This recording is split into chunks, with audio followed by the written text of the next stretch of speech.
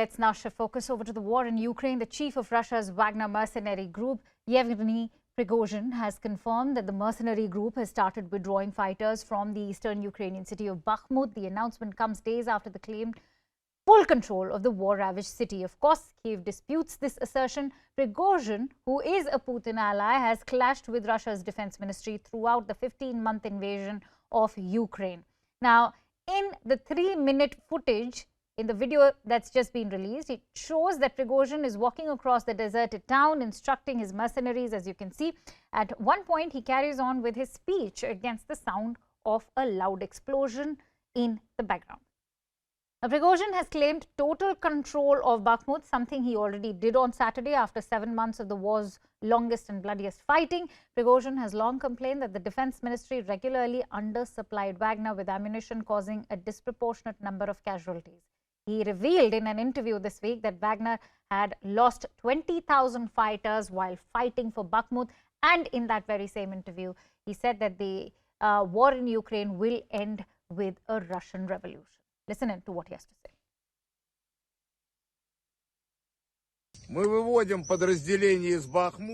We are withdrawing units from Bakhmut today.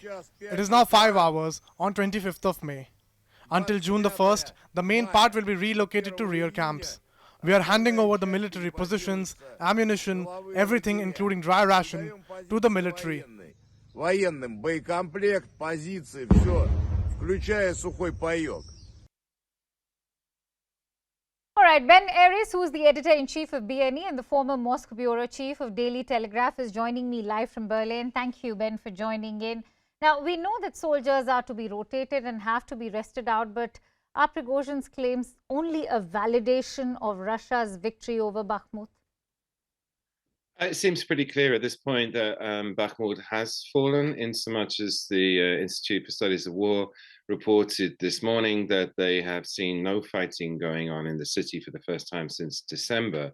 However, of course, fog of war, everything is a little confusing. So the Ukrainians have denied this. They say fighting's going on continuously and that they have a toehold. But even the Ukrainians have downgraded somewhat their description of their presence in the city. And given that the Wagner people are rotating out, and there are plenty of reports of regular Russian troops being put in, artillery units being brought up, it does seem like, you know, the fight for Bakhmut is over, or at least in the sense that the Ukrainians have lost control of the city, and that the Russians are now in control, which is a huge propaganda gain for the Kremlin. I mean, They needed a victory. They haven't had a victory for months and months. This fight's been going on for 8 months, and finally it's come to some sort of conclusion. So while Bakhmut is a huge shot in the arm for Russia, how is the attack in Belgorod expected to play out with Russians, considering Prigozhin has already warned of a Russian revolution? Also, doesn't this incident signal the emergence of serious armed opposition inside Russia against the Kremlin? Yes and yes. It plays out. People are concerned. The people we've talked to in Belgorod Oblast, where this attack happened, they lost a village yesterday with these insurgents, these militias that crossed the border and took briefly control of the town. But they didn't hold it for more than a day, and they've been driven out. The Russians brought up heavy artillery troops and attacked them. There were 70 fighters, and they fled back across the border into Ukraine. However, the timing of it, I think, is significant that given that Kiev had just lost control of Bakhmut and took a propaganda hit or a media hit with that, then they've launched this spectacular attack into Russia proper, the first one, the largest scale attack on Russian territory, and taken this town in some way to, you know, offset the bad news from Bakhmut.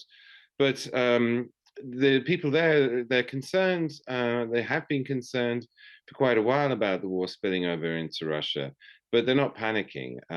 It seems that the Russians are now back in control of that region, of the Belgorod region, and that they're coming with their own propaganda saying that, you know, we're going to beef up security, we're going to beef up the border, we're going to put in more troops, and we're still in charge. And look, the Ukrainians are now attacking Mother Russia. Right. So they're trying to turn it to their own advantage, propaganda-wise, in order to inflame the people to actually join the army and fight. Many thanks to you, Ben. for putting that entire news story into perspective for us. Pleasure.